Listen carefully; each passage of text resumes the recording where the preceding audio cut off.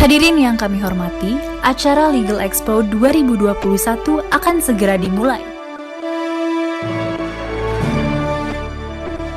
Para peserta dipersilahkan untuk mematikan mikrofon selama acara berlangsung. Untuk mendapatkan pengalaman Legal Expo secara prima, maka pastikan bahwa Anda memiliki koneksi internet yang stabil. Terima kasih.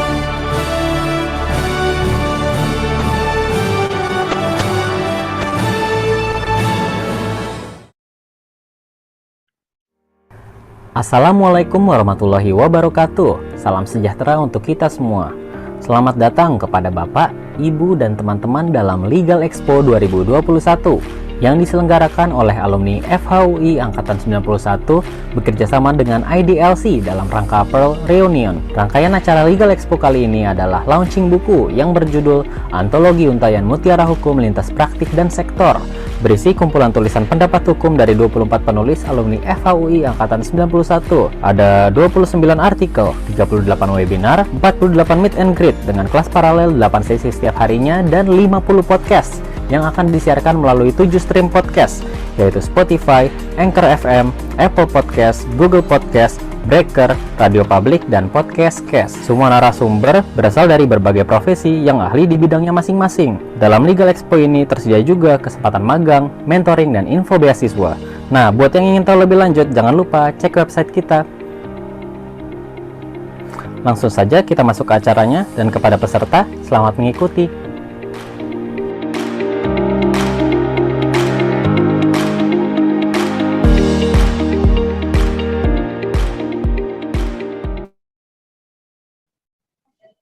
Baik, selamat siang kepada Bapak Matsani. Mungkin bisa dimulai, Pak. Ya, selamat siang. Apa kabar semua?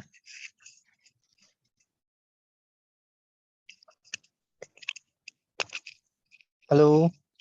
Ya, halo Pak Matsani. Sudah terdengar jelas Ya. suaranya, Pak. Oke, terima kasih.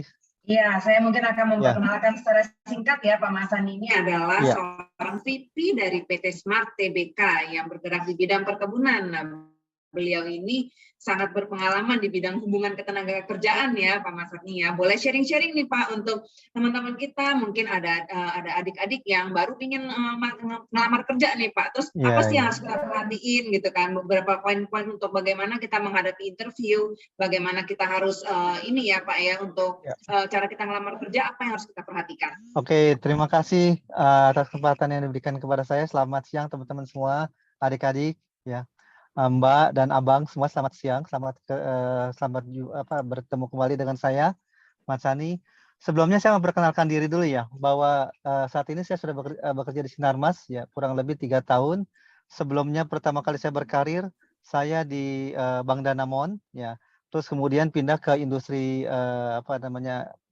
energi, terus pindah beberapa macam perusahaan lah ya, sampai akhirnya saya terakhir bekerja di Seminiaga sampai SVP, terus kemudian pindah lagi ke Sinarmas gitu. Puji Tuhan sampai saat ini Tuhan memberikan kepada saya kesempatan berkarya yang baik gitu ya. Nah, pengalaman saya ketika saya dalam berkarir adalah yang paling utama adalah kita profesional ya.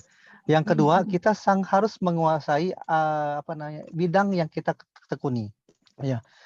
Memang kadang-kadang dalam bekerja itu apa yang kita pelajari di bangku kuliah itu berbeda dengan apa yang kita terapkan di perusahaan ya, di tempat kerja kita ya.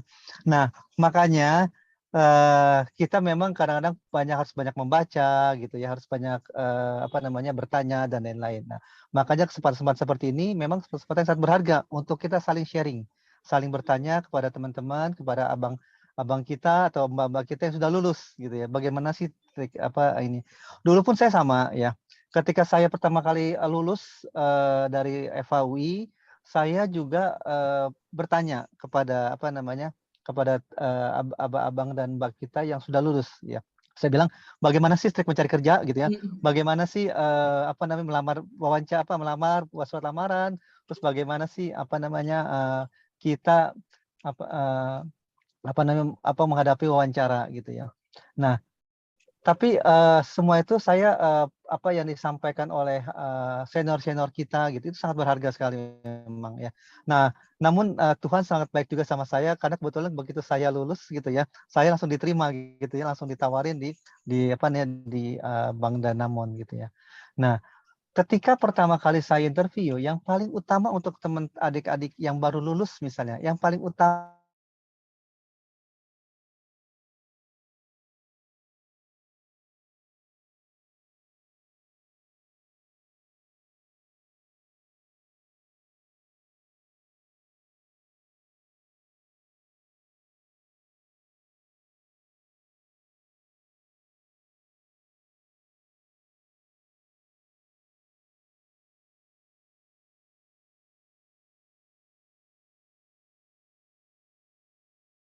nah, kalau misalnya kita mau mencari karir, saya sih rekomendasikan harus cari yang maksimal misalnya 3 atau 4 tahun sudah bekerja satu perusahaan, sebaiknya ya kita harus berpikir, kalau kita udah mentok gitu nggak naik-naik ya, dalam 2 tahun kita nggak naik, nggak promosi misalnya, kita harus segera berpikir untuk mencari peluang yang baru, kalau itu mau berkarir. Tapi kalau kita mau mencari, kenyamanan, ya ya sudah kita nggak usah pindah-pindah. Nah, namun memang kenyamanan jangan, sekali-kali kita, rewel atau kita komplain, "Kok kenapa gaji saya kok kecil?" Gitu ya, atau "Kenapa gaji saya kok cuma segini?" Gitu. Jangan. Karena kenapa? Ketika kita memutuskan untuk mencari kenyamanan atau kita bekerja sampai pensiun, dalam suatu company itu, kenaikan gaji maksimal sekali itu 3 sampai 10% maksimal sekali, gitu ya. Nggak ada satu company yang jarang sekali ya, saya belum pernah menemukan tuh, yang menaikkan gaji kita tuh sampai 20-30%, apalagi 50% gitu ya. Jadi itu pilihannya. Ya, sekali lagi kita mau cari apa? Cari karir, cari gaji, cari upah, atau kita mau cari kenyamanan. Ya, itu yang pertama kali. Nah, kedua, ketika kita mengetahui kita mau kemana, terus kemudian kita putuskan. Ya, ada 2 cara misalnya. Kalau kita mau cari karir, kita bisa saja ketika mencari hubungan kerja, kita misalnya yang nggak permanen, kita cari PK kontrak, ya. Cari pekerjaan-pekerjaan kontrak, misalnya karena ketentuan undang kita maksimal itu kontrak itu 5 tahun, ya. Maksimal 5 tahun, dan itu nggak bisa lebih gitu ya. Nah, kalau kita memutuskan bahwa kita nggak mau short term, nah, cari pekerjaan-pekerjaan yang sifatnya kontrak. Kenapa? Karena biasanya ya beberapa company kalau pekerjaan kontrak itu upahnya lebih mahal daripada yang pegawai tetap gitu ya. Harusnya begitu. Nah, bahkan kalau di luar negeri pun sama. Kalau pegawai kontrak itu lebih mahal daripada pegawai tetap gitu. Itu menentukan karir kita gitu ya. Itu mungkin sebagai pembuka dari saya gitu ya. Silakan. Iya, terima kasih Pak Matsani. Untuk teman-teman yang ingin bertanya, jangan malu-malu, boleh langsung bertanya di kolom chat ataupun boleh juga raise hand, nanti kita bisa langsung ngobrol langsung sama Pak Matsani. Nah, Pak Matsani, ya, mungkin sebelum teman-teman bertanya nih, aku mau bertanya dulu nih, untuk yang mau gimana caranya kita bisa dapat tips-tips untuk misalnya mau nanya nih ya sama pemberi kerja, enak nggak sih kalau kita langsung nanya di awal gitu ya, misalnya maaf Bapak atau Ibu, gimana sih pembagian gajinya atau gimana sih kenaikan gajinya, jenjang karirnya, enak nggak sih ya kalau kita langsung nanya? Kadang-kadang kan kita malu-malu gitu ya Pak ya, mau bertanya ya Pak ya. Benar. Nah, ketika kita akan wawancara, kita harus tahu dulu ya tipsnya ada. Pertama kita harus tahu dulu perusahaan itu perusahaan apa ya. Terus perusahaan itu perusahaan apa, terus kemudian skalanya besar atau kecil gitu. Biasanya kalau perusahaan besar tuh mereka punya dalam satu pekerjaan, dalam satu golongan pekerjaan misalnya bagian legal gitu ya. Pekerjaan legal itu mereka ada juga jenjang karirnya. Misalnya dari legal itu dari junior legal, senior legal gitu ya, sampai misalnya sampai GM-nya gitu. Nah, atau bahkan sampai direktur. Nah, kita harus tahu tuh, kita boleh tanya ketika wawancara atau kita juga cari tahu kira-kira untuk legal, untuk kalau kita baru masuk udah lulus gitu. Junior legal tuh range salary-nya berapa sih? Gitu, ya. Misalnya kalau legal rata-rata misalnya kita harus tahu juga UMK di satu daerah itu berapa. Misalnya Jakarta lah ya, UMK-nya misalnya 5 juta. Nah, rata-rata kalau junior, ya junior itu 5 sampai 8 juta. Kalau junior 5 sampai 8 juta, 10 juta. Nah, terus kemudian legalnya gitu ya. Senior legal. Nah, misalnya 10 sampai 20. Nah, kita harus tahu tuh, kita minimal kalau kita nggak tahu, kita punya perkiraan. Nah, makanya sekali lagi penting untuk kita mengetahui company kita seperti apa gitu ya. Yang kita lamar seperti apa. Yang kedua, posisi kita tuh apa. Nah, setelah itu baru kita lihat kira-kira range salary-nya seperti apa. Nah, kalau kita udah tahu, boleh sekali dengan bahkan perusahaan itu selalu memberi kesempatan kepada kita ya, kepada calon karyawan atau calon pekerja untuk bertanya. Kita mau tanya sesuatunya. Nah, biasanya chemistry itu terbangun ketika kita bertanya. Berarti ketika bertanya kepada company ya, pada si pewawancara, berarti kita interest terhadap terhadap perusahaan yang kita lamar itu. Nah, justru kalau kita diam aja, itu biasanya company akan bilang, ini orang tertarik nggak sih gitu. Ini orang seperti apa sih gitu. Nah, itu. Jadi kalau saya sih harus ditanya. Ya, tapi sebelum bertanya harus tahu dulu background-nya. Kan sekarang udah YouTube ya, sudah ada Google kan. Kita mau cari misalnya Sinarmas gitu ya. Sinarmas sudah kelihatan gitu ya. Perusahaannya seperti apa? Atau Sembiniaga misalnya. Itu seperti apa sih perusahaannya, profitnya seperti berapa gitu. Itu bisa kan kelihatan gitu ya. Atau misalnya kalau misalnya kita ragu, misalnya nggak tahu, kita boleh tanya ke senior-senior kita atau rekan kita yang sudah bekerja di sana gitu. Itu juga sangat membantu kita ya. Jadi sekali lagi sebaiknya kita bertanya, jangan sampai kita nggak bertanya ya. Gitu. Iya, penting untuk kita tahu kan hak dan kewajiban kita tuh apa. Betul. Misalnya apakah perjanjikan dulu di awal, bagaimana jatah cuti kita, bagaimana insentif apabila lembur, hal-hal seperti itu penting ya Pak ya untuk kita tanyakan ya Pak ya sejak dari awal ya. Betul, itu sangat penting dan bahkan komitmen kita yang sudah kita sepakati pada saat wawancara itu kita minta dimasukkan ke dalam perjanjian ya.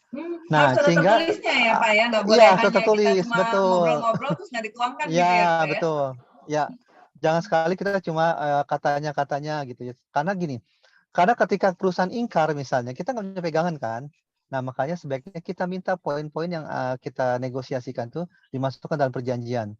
Nah, semua perusahaan, rata-rata harusnya semua perusahaan, ketika karyawan masuk, dia ada perjanjian kerjanya. Nah, perjanjian kerjanya itu harusnya ya, si calon karyawan itu harus membaca dulu sebelum tanda tangan.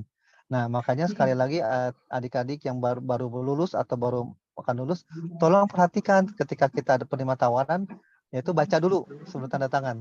Karena setelah tanda tangan atau itu kita udah nggak bisa ngapa-ngapain lagi tuh, ya. Ketentuan baku gitu dong ceritanya jadinya ya Pak Iya, ya. benar. Jadi begitu, ya.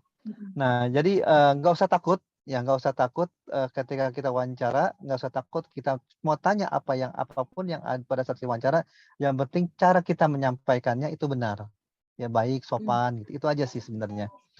Nah, sekali lagi saya ada satu tip lagi bahwa ketika kita diwawancara, ya wawancara itu biasanya yang wawancara itu akan apalagi kalau dari psikologi ya, itu akan tahu sekali orang ini karakternya seperti apa sih, gitu ya. Dia smart atau enggak, ya terus kemudian dia ini berpikirannya terbuka atau enggak dan lain-lain, ya. Itu pertama kali itu bisa kita lihat, gitu ya. Nah, makanya sekali lagi ketika wawancara kita harus menunjukkan ya berpakaian sopan, terus kemudian menunjukkan bahwa kita ini profesional, ya smart, gitu ya. Nah, biasakan ketika berbicara pun harus tertata, gitu ya. Jangan sampai ketika kita bicara kita ngomongnya nggak karuan segala macam gitu. Jangan terlalu melebar. Ngomongnya ngelantur gitu ya Pak ya, nggak berurutan betul. gitu ya. Jawablah pertanyaan yang ditanya. Jangan kita menjawab pertanyaan yang melebar, terus kemudian intinya nggak ada. Nah, itu Nggak bisa langsung ditolak. nyambung alias bahasa kerennya. Betul, ya. Jadi begitu, ya. Jadi menurut pengalaman saya sih, selama saya mengalami wawancara beberapa pindah tempat gitu ya, itu seperti itu sih, ya. Ya, jadi dari wawancara ini sebenarnya kuncinya di wawancara sih, karena di wawancara itu kita kelihatan chemistry-nya dapat nggak sih, kadang misalnya gini, kita cuma tahu hukum perburuan misalnya, atau kita ditanya untuk hukum pidana, padahal kita misalnya jurusan kita bukan pidana, perdata misalnya ya. Tapi pengetahuan kita tentang pidana sedikit. Tapi kalau chemistry-nya kita dapat, itu biasanya kita bisa lolos tuh, gitu ya. Jadi, ya seperti itu. Gitu. Iya, menarik. Nah, terus pertanyaannya lagi nih Pak, apakah nih ya pada saat kita disodorin sebuah kontrak, apa sih yang harus kita baca dulu gitu ya, secara apa ya, poin-poin apa yang harus ada di dalam kontrak kita minimum misalnya ya. Pada saat kita baca kontrak kita tahu lah, oh ini belum ada nih di sini nih, haknya kita belum masuk atau kewajiban kita nggak jelas. Tahu-tahu misalnya nih ya, oh bilangnya pokoknya masuk kerja aja Senin sampai Jumat, tapi ternyata masuknya sampai tengah malam gitu kan, tapi nggak dikasih tahu gitu kan, nggak ada di job description-nya gitu. Tadinya saya ngelamar jadi accounting, tahu-tahu kok saya disuruh motong rumput gitu misalnya gitu Pak ya. Ya, memang ketika kita membaca kontrak kerja, yang pertama kali kita lihat adalah tadi benar sekali, pekerjaan kita apa, ya. Pekerjaan kita apa, terus kemudian setelah pekerjaan kita upahnya berapa, jam kerjanya seperti apa dulu, jam kerjanya dari kapan sampai kapan, ya. Terus kemudian setelah itu kita apakah kita mutasi, apakah perusahaan berhak sewaktu-waktu mutasi atau enggak, ya.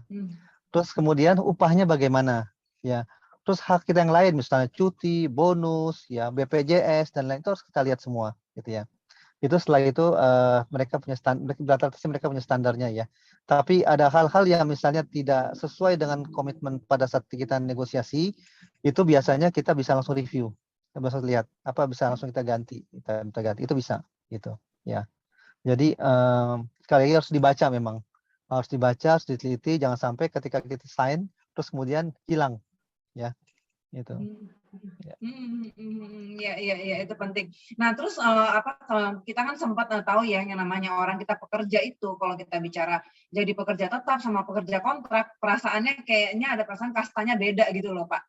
Ini pekerja tetap nih, ini pekerja kontrak nih gitu kan. Terus ada kekhawatiran, waduh nanti kalau pekerja kontrak sewaktu-waktu tiba-tiba istilahnya aku dipecat nih, terus gimana? Kan kita cuma kontrak doang, sesuai dengan kontrak doang. Terus nanti pesangonnya gimana? Terus kompensasi buat kita apa? Nah, itu secara di undang-undang diatur nggak sih, Pak? Ya, memang gini, kalau untuk pegawai tetap, memang kadang-kadang ada security di kita itu memang lebih baik sih, ya. Kenapa lebih baik? Karena kita lebih terjamin misalnya kita nggak usah memikirkan lagi kita mau berapa tahun gitu kan, selama kita betah di situ kita tetap bekerja gitu. Nah, terus kemudian kalau misalnya pegawai tapi bukan berarti ketika kita pegawai tetap nggak ada sewaktu-waktu kita dikeluarkan gitu ya. Tetap ada sewaktu-waktu kita dikeluarkan, misalnya ya perusahaan melakukan efisiensi, perusahaan misalnya melakukan kita ada pelanggaran dan lain-lain, itu bisa sewaktu dikeluarkan juga gitu ya. Jadi memang nggak harus 100% aman sih sebenarnya gitu ya. Kadang-kadang juga kita nggak cocok sama atasan gitu ya. Atasannya nggak cocok misalnya, terus kemudian kita dikeluarkan karena alasan efisiensi atau alasan apapun, kadang-kadang bisa juga gitu ya. Nah, tapi kalau untuk kontrak pun sebenarnya nggak apakah kastanya berbeda? Nggak juga gitu ya. Kenapa? Karena di undang-undang sudah diputuskan bahwa kalau misalnya kita karyawan kontrak terus kemudian kita diputuskan di tengah jalan, kita berhak atas sisa masa kontrak kita, ya, pembayaran upah. Ya, misalnya kita bekerja di kontrak 2 tahun, baru 6 bulan kita misalnya dikeluarkan, ya, dengan alasan perusahaan misalnya efisien dan lain. Nah, kita memang nggak dapat pesangon, tapi kita mendapatkan upah 1,5 bulan, 1,5 tahun, maaf. 1,5 bulan kita bisa dibayarkan di muka, gitu ya. Jadi 1,5 tahun kita minta dibayarkan gitu. Ya jadi pakai kontrak pun nggak semata-mata atau nggak semena-mena langsung bisa dikeluarkan begitu aja gitu ya. Gitu. Nah, sekali lagi kalau untuk kontrak pun juga ketika karya kita dikeluarkan atau kita keluar ya. Itu kita juga kompensasi. Undang-Undang Cipta Kerja ini pada PP 35 sangat melindungi karyawan kontrak ya. Dulu kalau karyawan kontrak itu tidak diberikan kompensasi ya, kompensasi misalnya kalau udah post kontrak ya sudah selesai gitu ya. Kalau sekarang setiap tahun kita dapat 1 bulan upah ya, 2 tahun dapat 2 bulan upah, 3 tahun 3 bulan upah gitu ya. Nah, malah kadang-kadang ada keuntungan ketika kita dikontrak ya. Misalnya kalau pegawai tetap misalnya dia resign, masa kerja 5 tahun misalnya, masa kerja 5 tahun dia resign, pindah. Rata-rata di PKB atau peraturan perusahaan itu rata-rata mendapatkan uang kompensasi, uang pisahnya cuma satu atau 2 bulan kali upah. Coba bayangin kalau kita dikontrak, terus kemudian kita nggak diperpanjang, ya 5 tahun misalnya, kita dapat 5 bulan upah, gitu. Sebenarnya lebih banyak juga upahnya, gitu. Nah, makanya apakah lebih tinggi atau enggak juga, tergantung, gitu ya, tergantung tadi. Kalau bekerja itu kan apa sih yang kita cari? Pertama kan upah kan, kompensasi kan. Yang kedua adalah kita mau lama di situ atau enggak, gitu.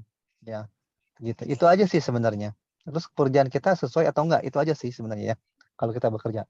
Nah, kalau saya sih, kalau misalnya bekerja itu ya, tinggal dilihat aja posisi kita mau seperti apa, gitu aja sih sebenarnya. Kita apakah kita mau long term atau short term, gitu ya.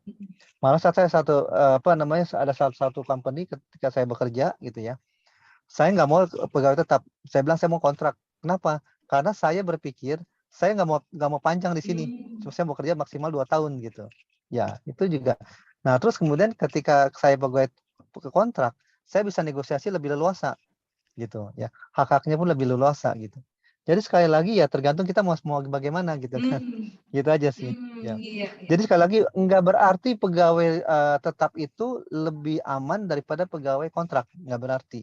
Ya, tergantung situasinya. Gitu. Apalagi Tergantung dengan pekerjaan. adanya UU CK yang sekarang ya, Ya, Pak ya. betul. UU CK sekarang sangat melindungi PKWT, pegawai kontrak, sangat melindungi. Ya. Bahkan kita pun ada, kalau misalnya kita mau bekerja gitu ya, kita pun bisa negosiasi juga untuk pegawai kontrak. Misalnya saya mau dibayar harian, saya mau dibayar jam per jam gitu, itu bisa juga pegawai kontrak. Karena ada beberapa perusahaan yang mempekerjakan kita untuk bekerja, pembayaran upahnya dihitung per jam, ada juga gitu ya. Ya, jadi dan apakah lebih mahal? Ada lebih mahal gitu ya. Di perusahaan energi ya, itu ada yang gajinya per hari itu di atas 5 juta per hari gitu, ada. Nah, makanya Iya, tergantung iya. kita. Nah, jadi Iya, tergantung dan pegawai offshore ya terutama ya, Pak ya, pegawai lapangan. betul ya. Itu saya pernah bekerja di salah satu perusahaan itu per hari 5 juta gitu ya. Jadi ya tergantung kita, makanya semakin kita mau cari apa gitu kan ya. Terus Betul, kemudian betul. seberapa profesional kita. Nah, untuk teman-teman makanya adik-adik kita yang baru lulus atau yang masih kuliah, ya kita harus memaksimalkan pengetahuan kita gitu. Mencari pengetahuan kita sebanyak-banyaknya agar kita bisa bekerja profesional gitu. Itu tips juga ya untuk Ya, meningkatkan apa ya, gimana cara kita bisa nego supaya saya ini bagus loh, sangat ya, kompeten betul. loh gitu, untuk meningkatkan pastinya income kita akan sesuai dengan kompetensi kita ya, Pak Betul. ya. Nah, satu lagi tips ketika kita bekerja, usahakan ya kita kenal dengan bekerja profesional, terus kemudian kita kenal dengan ya level direktur misalnya, level atasan-atasan yang lebih tinggi. Kenapa? Karena itu daya jual kita juga. Ya, makanya kalau misalnya kita ada rapat, ada apa, kita jangan banyak diam gitu, kita banyak bicara, terus banyak memberikan memberikan pendapat dan lain-lain gitu. Nah, itu daya jual. Nah, daya jual ini penting ya, kita menjual diri ini penting dalam perusahaan ya, bukan mencari muka ya, menjual diri ya. Penting Sell yourself karena ya, ya bukan jual diri dalam pengalaman saya, arti negatif betul ya. ya. Pengalaman saya ketika bekerja pertama kali di satu perusahaan gitu ya. Saya setiap kali rapat saya selalu berusaha untuk menjual diri saya gitu ya, menjual diri saya. Nah, ketika ada satu saya kenal direktur gitu ya, ketika satu pindah ke perusahaan lain, mereka mengajak saya gitu, karena mereka kenal saya, terus mereka mengajak saya. Nah, itu penting tuh, yang membina hubungan baik dengan atasan atau dengan atasan-atasan yang lebih tinggi lagi, itu sangat penting ya. Makanya salah satu tip yang ketika kita bekerja untuk meniti karir, binalah hubungan sebaik mungkin. Ya, kadang-kadang kita nggak suka sama orang, ya, tapi jangan kita keluarkan. Ya, orang bilang kadang, wah berarti munafik, bukan munafik gitu ya. Karena kan kita harus menjaga diri kita juga kan, gitu. Itu sih, ya, membina hubungan baik. Nah, terus kemudian kadang-kadang juga seringkali pengalaman saya alami adalah ketika kita bersikap profesional, membina hubungan baik dengan atasan-atasan kita, ya, terus kemudian kita pindah, mereka pindah dan kita pindah, itu lebih mudah. Ya. Bahkan nilai dengan tanpa kita sadari, orang-orang kan tahu siapa kita. Ya. Karena saya sering kali yang menerima tawaran dari perusahaan lain, itu saya nggak tahu loh. Saya nggak tahu, tiba-tiba kok dia nawarin, ternyata kata dia dapat rekomendasi dari dari mana gitu ya. Itu sih yang paling penting ya. Ya sekali lagi ketika bekerja jangan kita nggak suka sama kita tunjukkan gitu ya. Gitu. Harus Iya, membina iya. hubungan baik. Ya. Iya, Baik betul. membina hubungan Membina baik hubungan pada baik, kita teman juga ya. harus berpendapat pada saat memang saat yang tepat begitu ya Pak ya. Bukan berarti Betul, pasti betul. kebanyakan Betul. pendapat terus orang jadi kayak loh, ini kok kamu ngomong Betul. nggak pada Ya. tempatnya begitu ya Pak ya. Betul, betul ya. Karena gini, kita menjual diri kita itu sangat penting sekali. Tanpa kita sadari kadang-kadang kita banyak yang cari kita kok di luar. Kita nggak tahu ternyata nama kita dia udah laku udah tersebar lah gitu ya. Sehingga banyak sekali nanti akan tanpa sadari pula orang-orang banyak atau bahkan headhunter akan mencari kita. Itu yang saya alami sih itu ya. Kalau ditanya mereka dapat dari mana? Ya dari senior-senior kita gitu ya. Dari atasan-atasan kita yang pernah bekerja gitu. Dan untuk teman-teman ketahui Rekomendasi juga lisan bahwa itu penting juga ya Pak ya. betul. Ya. Untuk teman-teman ketahui juga bahwa setiap company biasanya mereka itu selalu bertanya, misalnya gini, di dalam satu perusahaan misalnya di bank CIMB Niaga misalnya. Mereka misalnya si HR itu punya data, misalnya di bagian legal. Yang bagus itu siapa sih? Si A, si B, si C, staffnya siapa sih? Terus kemudian manajernya siapa, ininya siapa gitu. Mereka punya tuh bank data. Ya, misalnya di CIMB Niaga ya.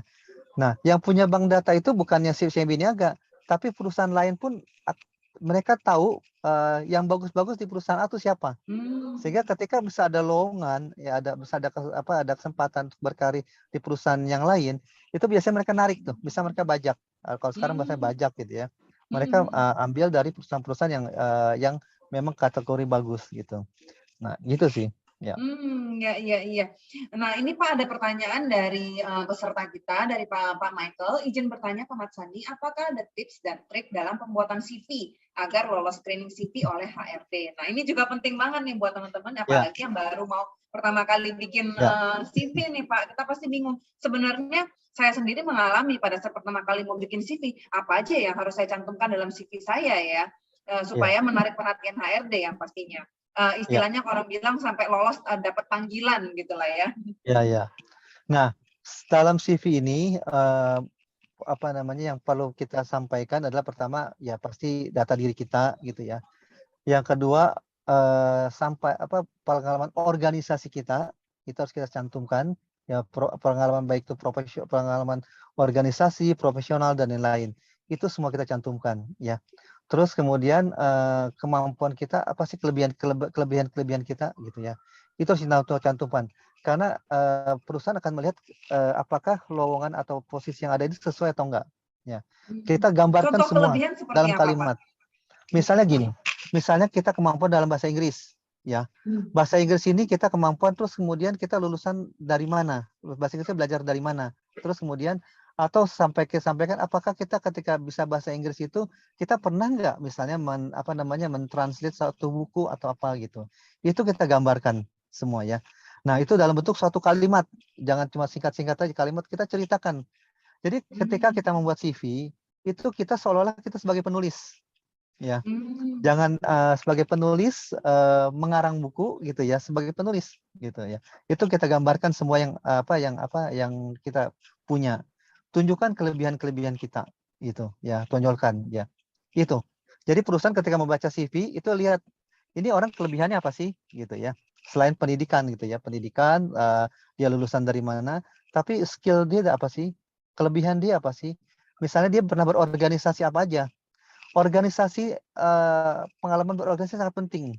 Kenapa penting? Karena ketika dia bekerja, orang yang berorganisasi itu kan lebih dihargai. Kenapa lebih dihargai?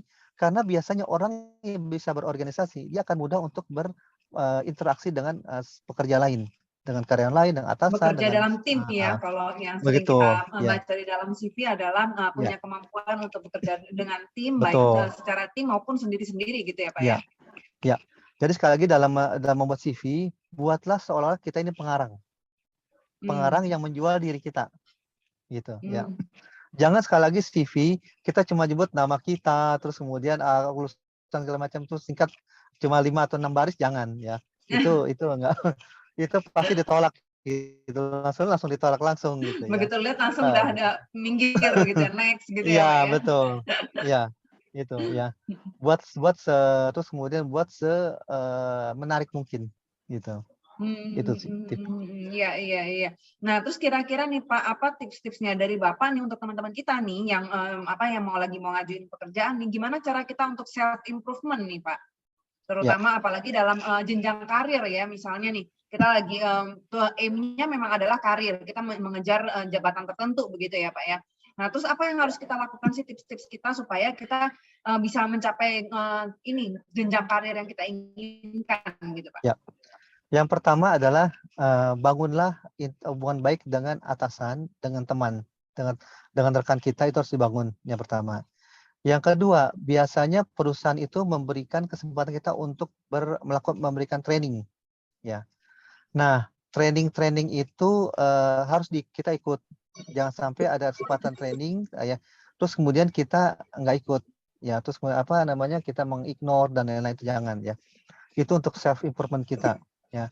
Terus kemudian setelah itu usahakan kita aktif ketika kita aktif misalnya dalam satu proyek misalnya. Usahakan kita ikut serta semaksimal mungkin, karena gini, di dalam suatu perusahaan biasanya yang dinilai itu orang-orang ikut proyek ya. Jadi kalau kita misalnya kerjaan sebagai legal, cuma kerjaan kita taunya kita cuma untuk review perjanjian, cuma itu kerjaan itu dengan BAU ya, business as usual. Nah, tapi yang paling dihargai adalah apa sih inisiatif kita ketika kita bekerja ya. Terus Jangan kemudian nunggu dicolek istilahnya gitu ya Pak ya, kita harus aktif gitu betul. ya. Ya, inisiatif kita apa?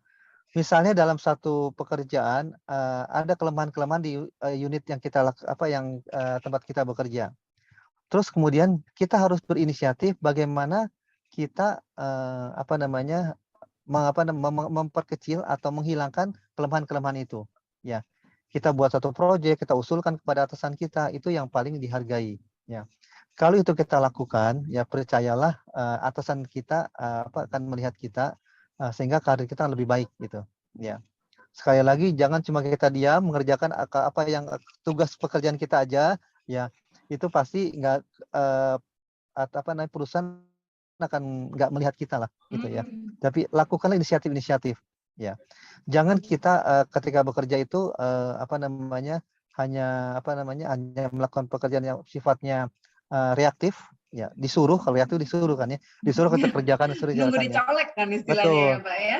Jadi harus proaktif gitu. Ya harus proaktif. Ya, yang diharapkan perusahaan itu ya. Iya menarik. Dan lagi kalau misalnya kita udah aktif nih ya Pak ya, ada kekhawatiran juga, nanti saya dipikir over opinionated banget nih jadi orang nih kan, terus orang jadi menimbulkan haters tanda kutip adalah ini anak ini kok ini banget ya terlalu vokal banget gitu kan, inisiatif banget loh gitu kan, padahal nggak disuruh gitu misalnya. Ada kemungkinan seperti itu nggak sih Pak? Terus bagaimana cara kita menghadapinya kalau seperti itu? Ya. Memang dalam satu pekerjaan ya, kalau kita saya pernah ngalami juga ya, dalam 1 tahun saya pernah promosi 2 kali gitu ya, bahkan 2 tahun berturut-turut, jadi 4 kali promosi gitu. Nah, memang pasti ada suka ada yang nggak suka. Nah, makanya pertama yang harus kita lakukan adalah kita nggak usah berkecil hati ya. Yang harus kita lakukan adalah kita harus membina hubungan baik tetap kepada orang-orang di sekeliling kita ya. Terus kemudian ketika kita menyampaikan sesuatu, lakukanlah dengan cara-cara yang baik gitu. Ya, jangan tunjukkan kesombongan kita, kemampuan kita gitu ya. Gitu. Nah, misalnya kita punya inisiatif proyek gitu ya. Kita diskusikan kepada atasan kita, kita libatkan misalnya teman kita atau tim kita yang bisa kita ajak diskusi gitu. Ya. Sehingga kita nggak terlalu kita misalnya kita egois gitu ya. Menonjol sendiri begitu ya. Betul. Nah, percayalah ketika kita mengusulkan sesuatu dan kita melibatkan tim kita misalnya ya, itu pasti atasan kita juga nggak akan nggak akan mengignore kita gitu ya. nggak akan melihat bahwa ini pekerjaan sini, enggak. Pasti kita lihat inisiatif dari mana gitu, ya. Gitu. Ya. Iya, iya, Nggak oke, usah khawatir. Ya, nggak usah khawatir. Ya, Karena saya pernah ngalami itu. bagaimanapun ada takut juga ya Pak ya, nanti terus Ya, jadi masuk di lingkungan baru terus menonjol terus akhirnya ya, jadi dikucilkan gitu ya Pak ya. Jadi betul, tipsnya adalah kita libatkan tim kita juga begitu ya Pak ya. betul, betul, betul. Ya. Oke, Dan, Pak ini ada tapi pertanyaan ya, dari oke, ya ya, gimana? dari Pak Oscar. Izin bertanya, Pak Matsani, suka duka Pak Matsani dalam penanganan labor law, baik dari segi bipartit hingga PPHI, dan tips Pak Matsani dalam menangani atau menghadapi dispute. Mungkin ini bisa Ya, dilakukan bagi rekan-rekan atau adik-adik yang fokus pada dunia ketenaga kerjaan, yang mungkin sekarang lagi nggak ya, nonton. ya. Gini, ketika kita melakukan pengalaman saya ketika ada kasus gitu ya, kasus ketenaga kerjaan. Biasanya yang paling kita agak susah adalah ketika kita berhadapan dengan orang yang nggak terdidik, ya. Karena misalnya di perkebunan sawit lah, pengalaman saya di perkebunan sawit lah ya. Perkebunan sawit itu ada 3 orang, ada 3 kelompok, ya. Pertama adalah karyawan yang sekolah, kedua yang putus sekolah, yang ketiga yang tidak sekolah, ya. Yang paling berat yang kita tangani yang mana? Yang tidak sekolah. Kenapa? Karena dia pakai ilmu pokoknya gitu kan, ya. Nah, Pokoknya dan karena katanya. semaunya dia gitu. Nah, itu dibutuhkan kemampuan kita untuk melakukan pendekatan kepada karyawan, ya. Kadang-kadang gini, ketika saya pernah bekerja juga, saya diminta untuk memutus hubungan kerja senior VP, ya. Pasti ketika kita memutus hubungan kerja senior VP, apa sih kalau senior VP itu kan pasti dia itu pride-nya tinggi, ya kan? Pride-nya tinggi, terus kemudian ya dia merasa sudah memberikan sesuatu yang lebih kepada perusahaan gitu kan, kontribusi yang lebih. Nah, kadang-kadang kita harus tahu caranya, karakter dia seperti apa sih? Nah, itu ketika kita melakukan bipartit, kita pahami adalah karakter karyawan ini seperti apa, latar belakang dia seperti apa, gitu ya. Terus kelemahan dan kelebihan dia apa, gitu. Nah, setelah kita tahu semua, terus kita tahu kasusnya juga, kasusnya apa sih, gitu. Nah, setelah kita tahu semua, baru kita lakukan pertemuan bipartit. Nah, jadi kita negosiasinya enak, ya, negosiasinya enak. Terus kemudian kita juga bisa menguasai orang tersebut, gitu. Ya, itu negosiasi. Jadi know your counterpart ya Pak ya. Betul.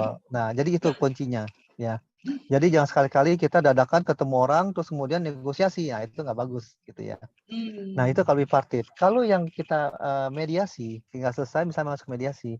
Mediasi ini biasa dilakukan oleh antara kita karyawan dan disnaker kabupaten biasanya, yang diwakili oleh mediator. Nah, ketika kita bernegosiasi di mediator, saja kita jangan memberikan bukti-bukti, ya.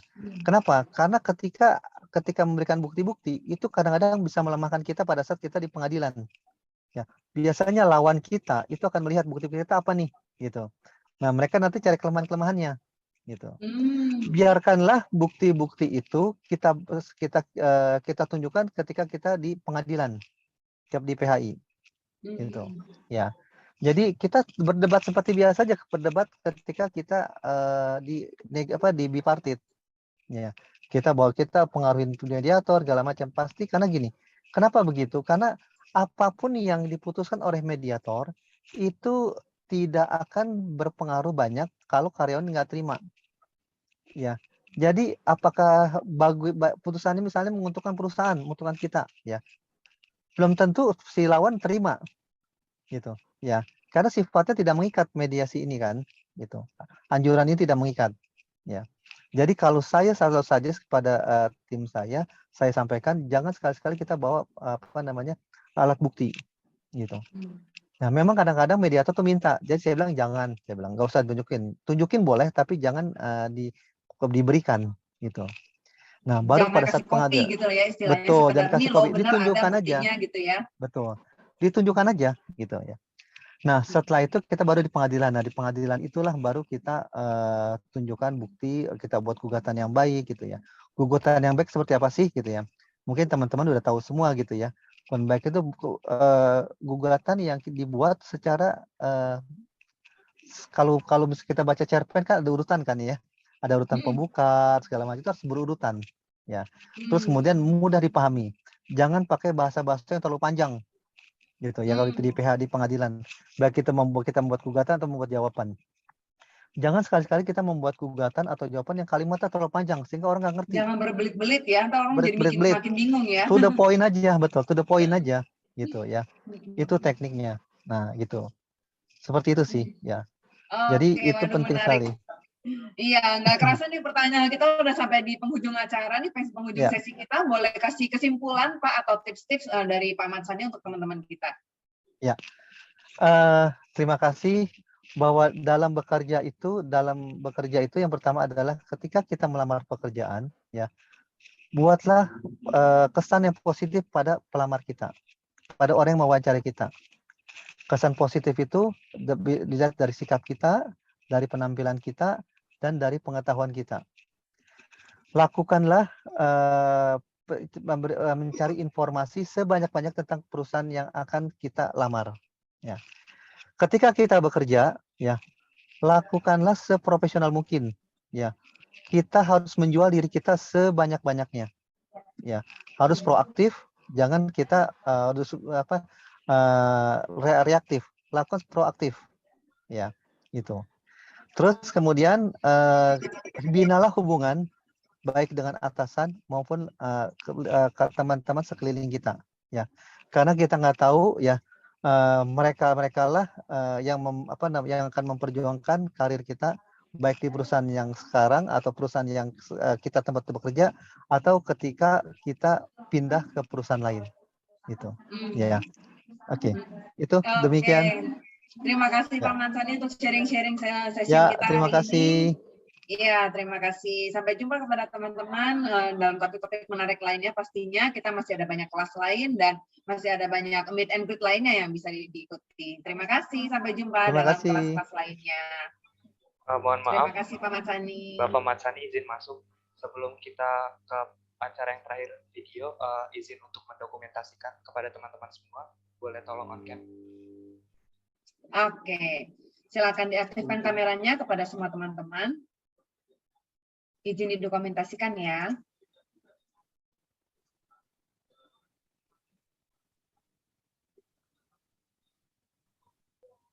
Baik, akan saya mulai saja.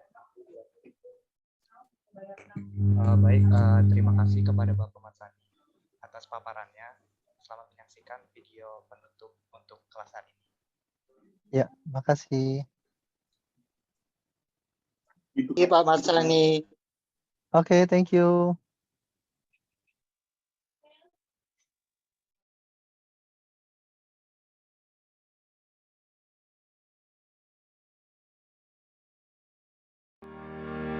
Terima kasih kepada narasumber dan moderator. Semoga diskusi hari ini dapat menambah wawasan dan bermanfaat bagi kita semua yang hadir dalam kelas hari ini. Untuk materi dan absensi, jangan lupa cek di kolom chat. Kami masih ada kelas-kelas dengan topik menarik lainnya yang bisa teman-teman ikuti. Legal Expo 2021 adalah kesempatan terbaik untuk boost your career, advance your studies, and expand your network in the legal field and beyond. Wassalamualaikum warahmatullahi wabarakatuh.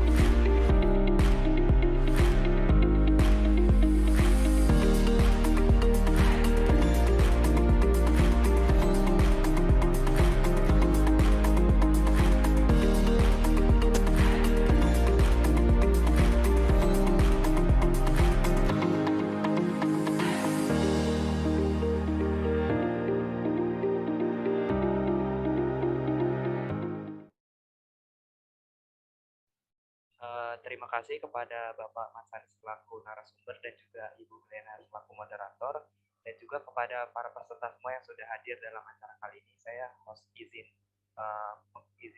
meng-end Zoom-nya ya. Terima kasih.